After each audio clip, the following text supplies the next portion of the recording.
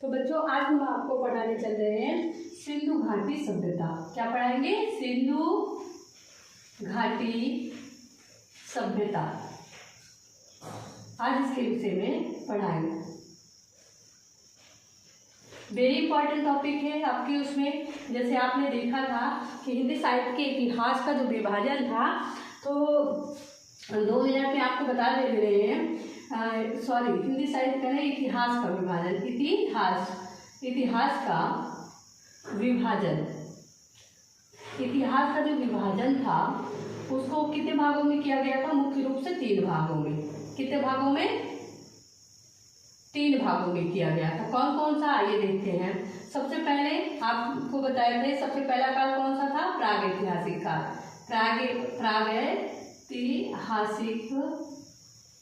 प्रागैतिहासिक काल। प्रागैतिहासिक काल पहला काल था। दूसरा आद्य ऐतिहासिक काल। आद्य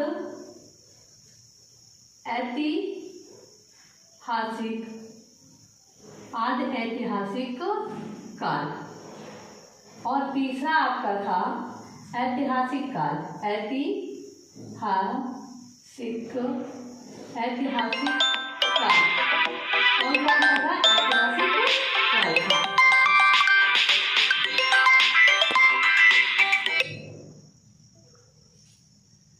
तो आपने पढ़ा बच्चों प्रागैतिहासिक काल, आद्य ऐतिहासिक काल और ऐतिहासिक काल। अब प्रागैतिहासिक काल को हमने बताया था, 2 नजर में आप देख लीजिए, वही फिर ले चल रहे हैं आपको सिंधु घाटी सभ्यता। इसको मुख्य रूप से 2 भागों में, पूरा पाषाण काल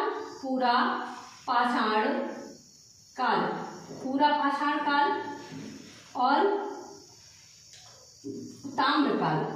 हाँ, पूरा पाषाण काल नहीं, सिर्फ पाषाण काल। 2 भागों में बांटा गया, पाषाण काल और ताम्र काल। पाषाण काल और ताम्र काल। अब पाषाण काल को कितने भागों में बांटा गया था? पाषाण काल को 3 भागों में बांटा गया। पाषाण काल को कितने भागों में बांटा गया? 3 काल में। अब 3 काल कौन कौन से हैं? पहला काल आपका पूरा पाषाण काल। पूरा पाषाण काल पहला। दूसरा मध्य पाषाण काल। और तीसरा नव पाषाण काल। तीसरा क्या था? नव पाषाण काल। ताम्र काल एक छोटा सा काल था, ये यही समाप्त हो जाता है। सिर्फ यहाँ धातुओं का, ताम्र की धातुओं का प्रयोग हुआ। और पूरा पाषाण काल को भी 3 भागों में बांटा गया। आप देखते जाइए बच्चों कैसे। पूर्व पूरा पाषाण काल और उत्तर पूरा पाषाण काल। उत्तर पूरा पाषाण काल। और यहाँ पे हो जाएगा आपका नहीं, पूर्व पूरा पाषाण काल, मध्य पूरा पाषाण काल, उत्तर पूरा पाषाण काल। इसको भी 3 भागों में बांटा गया। फिर ये ऐसे भी कह सकते हैं, पूर्व पूरा पाषाण काल या उच्च पूरा पाषाण काल, मध्य पूरा पाषाण काल, निम्न पूरा पाषाण काल। अब आइए देखते हैं ताम्रकाल छोटा सा काल। आद्य ऐतिहासिक हम जो पढ़ने जा रहे हैं आज, सिंधु घाटी सभ्यता। हमने बताया था इतिहास को 3 भागों में बांटा गया। प्राचीन इतिहास, उसके बाद मध्य इतिहास, और तीसरा आपका हो गया आधुनिक इतिहास।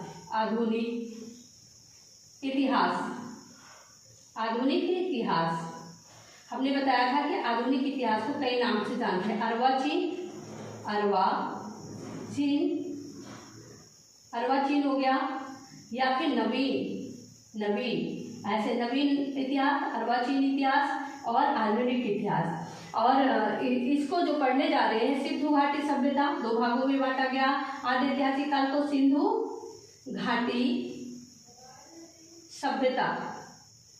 घाटी सभ्यता और दूसरा वैदिक कालीन सभ्यता।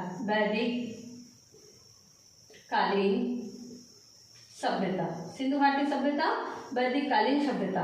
अब देखिए सिंधु घाटी जो सभ्यता थी, इसी को हम पढ़ने चल रहे हैं। आप देखिए यहाँ पे स्क्रीनशॉट ले लीजिए, ये इतिहास का विभाजन है। सिंधु घाटी सभ्यता को पढ़ने चल रहे हैं, लेकिन हमने उसके पहले आपको याद है कि सिंधु घाटी सभ्यता क्या है, इतिहास के विभाजन में दूसरे काल में है और इसको दो भागों में बांटा गया, सिंधु घाटी सभ्यता, वैदिक कालीन सभ्यता।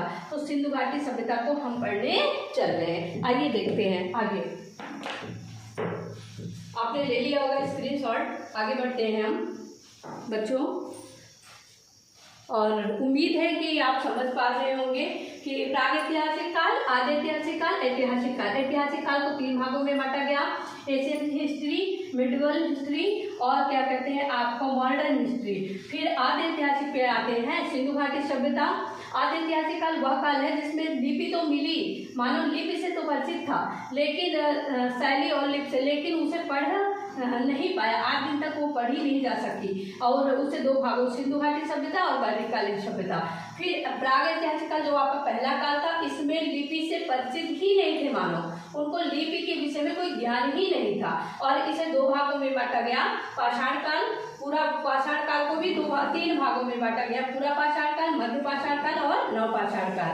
फिर पूरा पाषाण काल को भी 3 भागों में बांटा गया, किसके आधार पर, औजारों के आधार पर। कितने औजारों के आधार पर, औजार जो उनके मुख्य होते थे, किससे, पत्थर से बने हुए, पत्थर से बने हुए होते थे, पत्थर से बने थे, पत्थर से बने औजार। अब औजारों के आधार पर इसे पूर्व पूरा पाषाण काल, मध्य पूरा पाषाण काल, उत्तर पूरा पाषाण काल, या भी ऐसे भी कहते हैं उच्च पूरा पाषाण काल, मध्य पूरा पाषाण काल, निम्न मीन्स यहीं पे आकर ये जो पत्थरों का प्रयोग है हथियार बनाने में वो थोड़ा कम हो गया था, और निम्न ये कहाँ नवपाषाण काल में चला जाएगा, लगभग नवपाषाण में आ गया, और नवपाषाण के बाद ताम्र धातुओं का प्रयोग होने लगा। किसका, ताम्र धातुओं का प्रयोग होने लगा। बहुत सारी चीजें हैं, इसको हम जब आपको बताएंगे, पहले वैदिक कालीन सभ्यता पढ़ा लें तो हम आपसे प्रश्न उत्तर ही करते हैं। तो आइए आगे बढ़ते हैं, हम चलते हैं सिंधु घाटी सभ्यता। सिंधु घाटी जो सभ्यता है हमारी सबसे प्राचीन सभ्यता है। कैसी है, सबसे प्राचीन सभ्यता मानी गई है। तो आइए एक नजर सरसरी हम डाल लेते हैं कि यह सभ्यता क्या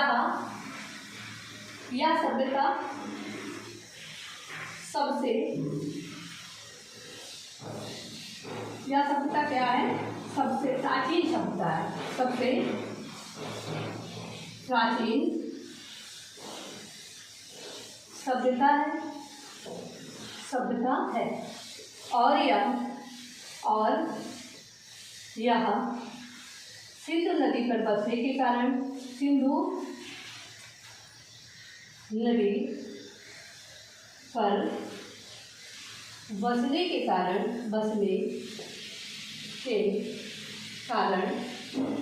सिंधु सभ्यता कहलाई।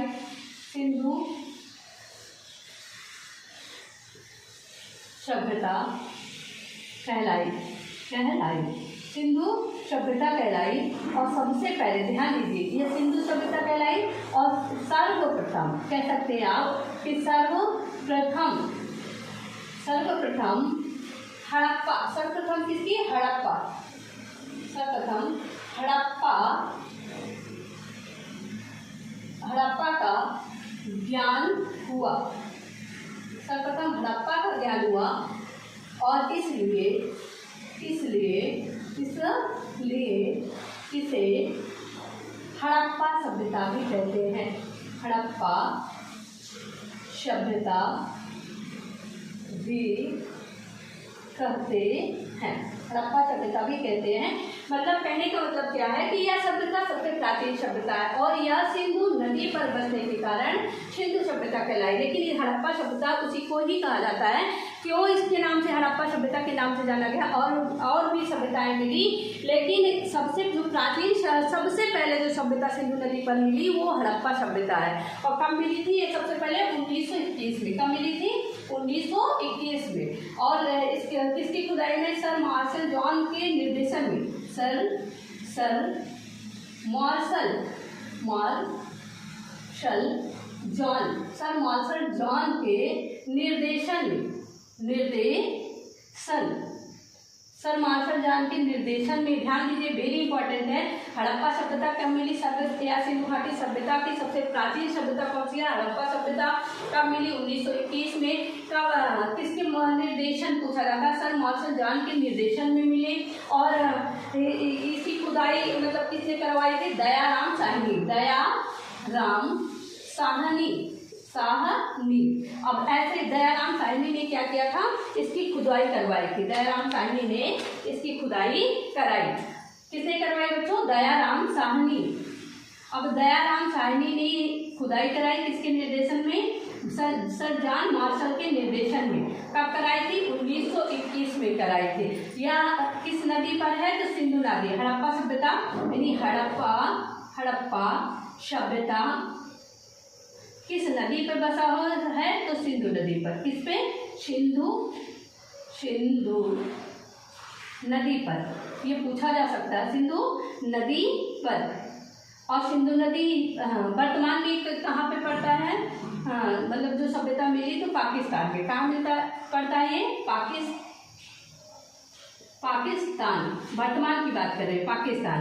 तो आइए हम सिर्फ जाते हैं हड़प्पा सिंधु सभ्यता पे चल रहे थे। तो इतना आपने जाना कि सबसे पहले कौन सी सभ्यता मिली, हड़प्पा सभ्यता मिली। कहाँ मिली, सिंधु नदी पर मिली। इसलिए सिंधु नदी सबसे प्राचीन नाम सिंधु है, लेकिन इसको हड़प्पा सभ्यता भी कहते हैं। क्यों, क्योंकि सबसे पहले हड़प्पा सभ्यता ही मिली। और किसके हड़प्पा सभ्यता की खुदाई किसके निर्देशन में हुई, सर जॉन मार्शल के निर्देशन में हुई। और किसने करवाई, दयाराम साहनी ने करवाई। कब करवाई, 1921 में करवाई। किस नदी पर ये मिली, सिंधु नदी पर मिली। आइए देखते हैं सिंधु नदी का समय, सिंधु घाटी सभ्यता का समय। तो जो समय है, इसका समय ये अलग अलग बुकों में अलग अलग दिया गया। कुछ बुकों में माना गया है ये 2500 ईसा पूर्व से कब तक माना गया है, 1750 ईसा पूर्व। इसलिए ये बहुत ज़्यादा नहीं पूछा जाता, क्योंकि हर बुक में अलग अलग दिया गया है, इसका कोई निश्चित प्रमाण नहीं मिलता है। तो आइए आगे देखते हैं हम सिंधु सभ्यता का विस्तार। क्या विस्तार देखते हैं। जो सिंधु घाटी सभ्यता है उसके विस्तार के विषय में हम लोग चलते हैं, चर्चा करते हैं। तो सिंधु विस्तार देखते हैं। तो देखिए सबसे पहले सिंधु घाटी सभ्यता का एक प्रश्न आता है कि किस प्रकार है। तो बच्चों देखिए ये त्रिभुजाकार है। कैसे है, त्रिभुजाकार। अब कैसे बताएं आपको, देखिए ये ऐसे है। सिंधु घाटी सभ्यता कैसे बनी हुई है, ऐसे है। कैसे, अब देखिए ऊपर क्या होता है, उत्तर, नीचे आप हमेशा कभी कॉपी पे लिखेंगे तो नीचे दक्षिण, उत्तर दक्षिण, पूर्व और पश्चिम। अब देखिए आपको समझा रहे, उत्तर में ये कहाँ, कश्मीर। उत्तर में जो हमारी सभ्यता है ये कश्मीर तक है। कहाँ, कश्मीर में किस स्थान पर, मांडा। कश्मीर में मांडा तक फैली हुई है, कश्मीर में मांडा तक। दक्षिण में दैमाबाद है, दक्षिण में कहाँ, दैमाबाद।